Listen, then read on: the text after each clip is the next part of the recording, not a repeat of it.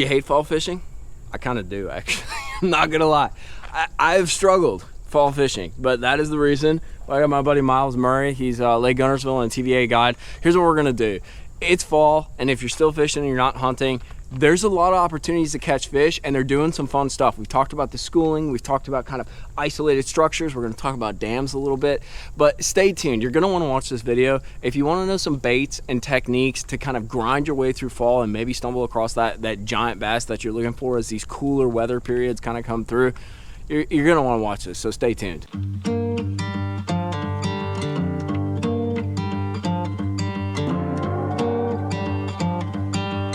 So there's good things about fall fishing and there's bad things. One, it can be a grind. Like, I'll be the first to say it, dude. It can absolutely suck. There's no doubt about it. But the nice thing is you get some kind of like schooling fish. There's some kind of unique opportunities to use patterns and maybe not so much techniques, but use some patterns and fish some ways that aren't always productive the rest of the year. And the other thing too is a lot of guys are hunting right now, so you're gonna find that there's less traffic on the water. And especially as we get into some cooler weather, it's gonna get better and these same things are gonna work.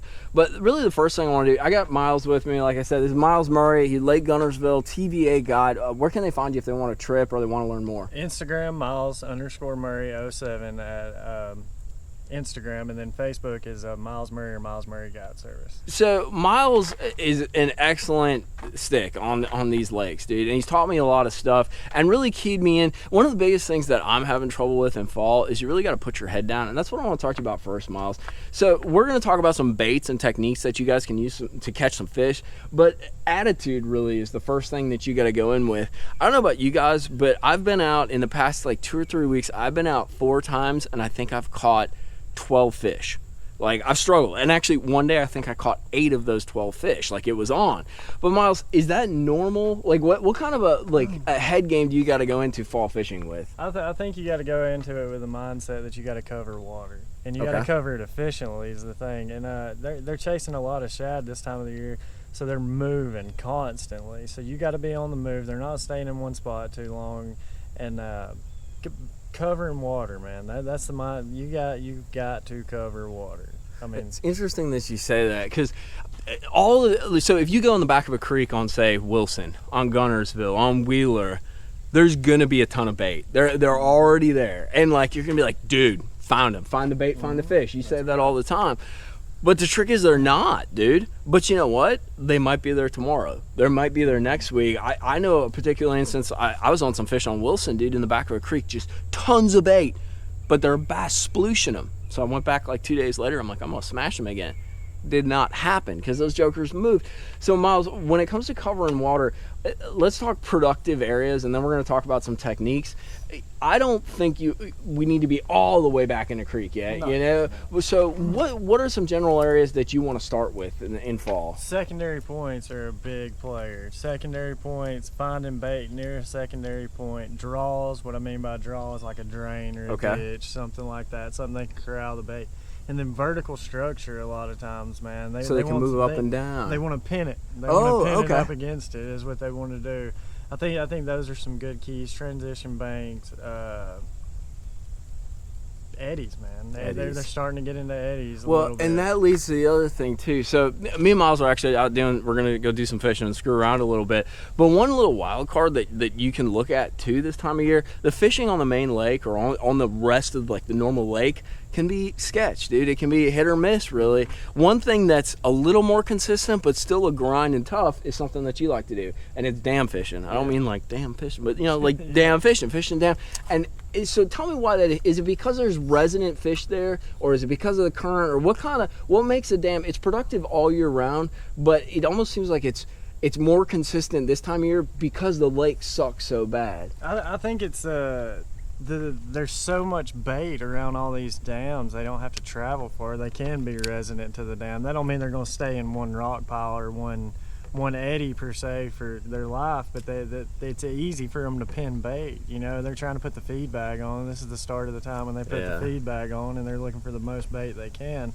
So I feel like a dam's a good place for them to find. I mean, there's all kinds of ambush points at a dam. They can get wherever they want, and it's just the bait, man. There's always bait at a dam, and any dam you go to, there's bait. So And I think part of it too is, at least for me, I think we've talked about it in other videos, one of my biggest struggles is I get in my head and I try to either fish too big or like I spin out, dude. And one nice thing that you can do at a dam, like we're actually about to drop in and go fish the dam ourselves, like we can go there and start the motor to idle over there and literally not start the boat again for like 8 hours. And that can be a grind, dude, and it can be very testing on your head, but it gives you there's fish there, something's happening there, so you don't go anywhere. You fish it very small, I guess. You fish super small, like maybe not that rock pile, but that rock pile. Maybe not that current break, but that one. So let's move on to the fun stuff, and this is the stuff I always like. Let's talk about baits, and I'm going to start off with the easiest. Well, I think I know the answer to this question, but I want to know what your answer is. If I asked Jimbo on Lake Lanier, if you guys didn't see that video, go back and look. We smashed them on Lake Lanier when the water came up. It was super fun. But one question I asked Jimbo on Lake Lanier, who's a guide out there, is, dude, if I got one bait, I don't really fish that way because I got all these damn rods running around, but if I got one bait, what do I want to be throwing? So it's fall in the TBA. What's one bait? Yeah, that's kind of what I figured. You gotta have a rig from now until March. And shallow, mid depths, whatever. Like it's just your slang, dude. Yeah, that's it. All right. Size of swim baits, though. Let's talk about that, because we did talk about how the bait is so small. What's the biggest swim bait that you'll put on a rig right now, and what's the smallest swim bait? I don't put big ones on a rig. Hardly ever. And mostly 2.5 to 3.5 inch. These are the teasies. Yep, those are the teasies, tiny ones. They're pretty good. Also, like right here, you went with your middle with a different color and a bigger size, and I think that's a good thing. So you mix sizes and colors a little bit too? Even on I call these teasers. Most of the time I'll put grubs on these and put a swim bait in the middle, but yeah, man. And another little trick is on this middle one, man, take your little chartreuse and put it on that tail. On the tail. I think it gives it something more to look at. Really? Yeah, even in clear water, I've noticed that it makes a difference. Well, and especially on these lakes we've talked about in the past, like Guntersville gets whacked. I mean, you know that, dude. You're guiding out there. Like all these lakes get whacked, and it's cool because like people love to fish around here. Like that's a good thing. But it's amazing how you have something that works, and you do something like a pinch different, dude. Exactly. Like it's not like a big. You don't need to make this giant transition or this giant change to really kind of blow them out of the water. It's just little kind of details that you can do. So let's move on from there then. So we talked about covering a lot of water. What are a few baits that you use to cover water power fishing wise? A close second's always going to be a topwater, man. I like that one. This time of the year, if I'm not chasing with a rig, I try to get them on a topwater. A buzz bait, man. Yeah. On lakes, a buzz Do you use bait. a full-size buzz bait, like a half ounce? I use a 3/8 ounce most of the time. I usually never go bigger than a 3/8. But your spooks, ploppers, and buzz baits, man, that's a close second. Fall is a good time of the year to throw topwater. And a lot of your lakes with grass too, you're gonna be going out with a frog. Right. So other than when you don't have the grass and you're fishing a lot of rock and a lot of transition banks, spook, man, they really key in on topwater in the fall. So you can go at them with buzz bait, spook, ploppers. You name it, they once they start crashing the top, it's pretty easy. Flukes, double fluke rigs, something subsurface, wake baits, man. So smaller wake baits will play a role too in the fall. And you're not just talking about, so like I was talking about before, I got into some, I guess you call them schooling fish on Wilson, dude. Not all the way back, but quite a ways back in the creek. But those are schooling fish. You're talking about just throwing like a spook or top water, like we're going down the bank. We don't see anything going sploosh or anything like that. We're not looking for, I mean, school, yes, you're keeping your eye over schoolers, but yeah, you're covering water with top water. They will come up in the fall, man, especially on. Yeah, I've noticed like these days where you got a lot of clouds in the sky, but it's still sunny. They really like to come up. They like to come up. Yeah. Interesting. I found that too. And here's another little thing, and it's one of the few little things I've actually learned. This is not, well, all right, let me put the caveat on this. Yes, fish bite early in the morning. They bite at like the crack of dawn, whatever. But what I've noticed is, especially if you're looking for schoolies or fish targeting those baits, like, in the first third, second third of the creek or whatever, dude, don't come out till noon. Like literally, sleep in, dude. Because that schooling activity and those bait balls, it needs to be semi-sunny. You need to friggin' have the sun up. It needs to be well within the day, and your best bite usually occurs a little later in the day. This leads to another question too, and this is something that we'll get back to baits in a second. Right. But I've noticed that So we fish all these species. We fish largemouth, we fish smallmouth, we fish spotted bass. One thing I've noticed is, even though I want to catch largemouth, that'd be great, it really, targeting spots is a more viable option this time of year. You might not catch a mega bag, but if you're going out to catch fish, is there a reason for that? Is it because they're more aggressive? Yeah, or I think it's their aggressive nature. I think when they start putting the feed bag on, they really try to start. So is there some truth to that? Could you like catch more spot? I mean, you're a guy, hashtag pro over here. It's like, dude, you can go catch them all. Like, I tend to catch more spots, but I'm fishing in the areas where spots are. That's too. true. So Okay. that's probably why that is. But I just love them, man. Yeah, I love catching them too, aggressive. dude. They're fun to catch. Well, and especially when it's a grind like it is in fall. I mean, that's the reality. Like, you can get on like a little pot of suspended spots and catch, 10, like 12, 14 inches off like a little point or something like that. Whereas a largemouth, dude, you fished for like 3 hours and you catch a 3-pounder off of 1 point. That's it. So let's get back to bait. So if we're not super power fishing, what's kind of the next gradient that you're doing? I think it's single swim bait later into the fall. Okay. Plays a big role. Little Kitech, is this 3.8? Yeah, it's a 3.8. 3.8. Kitech's a good one. True bass, of course. Hollow body, Yeah, yep. hollow body. And you're generally throwing them probably like a 3/8 or a half. It depends on the depth, obviously. It does. 3/8 to sometimes a 3/4. It depends on depth and current, man. Okay. Current has a lot to do with it. But yeah, man, a single swim bait's hard to beat. When they get on this is what you need to be throwing. Later in the fall, this will really be a big player. When do you actually switch between an A rig and that? Do you have any identifier or anything like that? Me personally, towards the end of the fall, I get away from an A rig. Towards the end of fall. Yeah, and I start throwing. And I know a lot of people throw rig all winter long, but me, I catch bigger fish for some reason On a single swim bait. Yeah. Not getting near the numbers, but the size seems to be a lot better. That's an interesting And I'll thing pick to back know. up with a rig towards the spring. Towards the spring when they're balling Yeah. up. So I guess that leads to the last thing then. If we want to be kind of a little more, I don't even know what granular, to use a high level word, if you want to pick something apart, if you think there's some fish there and you want to either feel the bottom or you're just more of a dragging kind of angler, what are your couple like more finesse style or drag style baits? A finesse jig in the fall, man. Yes. And that right there is tough to beat. That's Half Mikey's ounce. custom finesse right Yeah, this there. is dude. Mikey's. But small chunk, small skirt, 1/2 ounce, 3/8 ounce.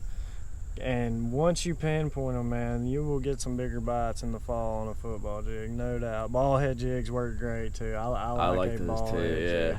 But yeah, man, that or of course, I stay with a Carolina rig year round, so I've always got a Carolina rig tied on. But those two, shaky head will work on some of these rocky banks and stuff like that, Ned rig. But it's hard to beat a football jig in the fall. Yeah. When you're fishing that, it's a bottom contact deal, right? yeah, Like you're just kind of bumping it along the bottom and that. The other thing too, as long as we're talking about jig real quick, one thing I used to do a lot more and I haven't done it as much, I used to just put my chunk on there and not thread it. What do you do? I thread it. I thread my chunk on there, and as it gets colder, of course, I'll go to a regular chunk. But with the way you have it here, this is 90% of the time. This is how I'm rigging my Thread jig. them up. Thread it up, man. And colors, man. Colors are a big deal in the fall. Yeah, let's talk about that a little bit. A lot of green pumpkin in it, and depending on where you're at, it depends on what accent colors you use. But green pumpkin's a big player. I think chunk wise, of course, like your green pumpkin, chartreuse, watermelon candy, some cleaner stuff. As it gets darker, they get back on the black and blue. But pretty much, man, as the saying goes, you really need green pumpkin and black and blue. Yeah. I mean, any variation of that doesn't matter, but that's really what you're trying to key on. And you're wanting to match the color of your water as well. In the cleaner water, you're wanting to go with a green pumpkin, and then low light, dirtier water, black and blue. It's simple. I mean, it's simple fishing. So one thing that I learned, and actually this jig's a good example, if you guys look at the kickers on there, I got one of those markers that dyes stuff chartreuse. In Florida, that doesn't matter. Like 90% of the time, dude. You get up here and it matters. Is that something real? Does that matter? And when, if it matters, do you do it? To me, it matters. To you, it matters. To me, it matters. It's one of those deals, huh? I've had days where I wasn't catching nothing and dipped the tails in some JJ Magic. in largemouth, smallmouth spots, it doesn't matter. It doesn't. I don't know what it does to them. I should know, but I don't know. Right. And they love it. There's times when it's a player. Really? Sometimes I think it's the scent more than it is the dive. These fish, dude, I have noticed on Gunnersville, in Florida, dude, you get bumped, and unless it's like a little pin dicker, like a little 10-incher, you're probably going to hook that fish because it's bump, set the hook. I have noticed, and I don't know if it's because of the pressure or if it's a fact, these are like northern, maybe some are northern Florida mix, but some are northern. I don't know if it's the fact that they're northern bass, but especially on Gunnersville, dude, say you go down a line, especially in spring or something, and maybe they're bedding or staging or whatever, but you get a lot of shorts, even on ledges it happens. So you get a lot of that nibble dick stuff, you know. So I wonder if it doesn't add like a little, just like if they hold on to it for a second more, you hook them. That's it, dude. That's my thought process. I've experimented with it too much, and I'm really starting to believe it's more scent than anything. And I think what it does is it masks your scent, you know. That's from a good your point, hands. like deer hunting style. Exactly. Yeah, or like, I think the same way about the hydro wave, you know. It's not that it fires them up, but it covers your sound. That's the fish whisperer, the whale caller. There you go. And but yeah, I think it's a big deal, man. I've had days where I've caught 2 or 3 and started dyeing the tails, and caught 40, 50 fish just because of it. And scent, visual, as long as it works, man, I'm gonna keep doing it. Well, if you guys got any questions for Myles, once again, where can they find you for a trip or for whatever? You can find me on Instagram, Myles_Murray07, or you can find me on Facebook, Myles Murray or Myles Murray Guide Service. I'm gonna throw him an extra bone too, and we're not gonna show any video of it or anything like that. But dude, if you guys want to go catch some mag spots and some big smallies, like, you need to book them. Like, in the next like 2 to 3 weeks, it's gonna get stupid. And if you guys get into that stuff, I love doing that. You need to get on the horn with them. Well, Myles, thank you. If you guys got anything to add to this, drop it down in the comments box. I always like having a discussion with you. Any kind of patterns, techniques, and that. Fall fishing is a grind. Like, there's no doubt, especially in the southeast, there's something weird with it. If you can go up north because they bite, dude, in fall. But down here, it is kind of a struggle. But don't let it get in your head. Like, get out there. The lake is going to be more yours to enjoy because there's less boaters out there. And there's definitely some bigs, dude. And at any point, it can click. There's kind of like a mid-fall to late fall point where it gets stupid good. It's just up until that, it can be a super grind. But thank you guys for watching, Myles. I appreciate you doing this, dude. Check out Myles. We'll see you next time back out on the water or talking fishing. Tight lines.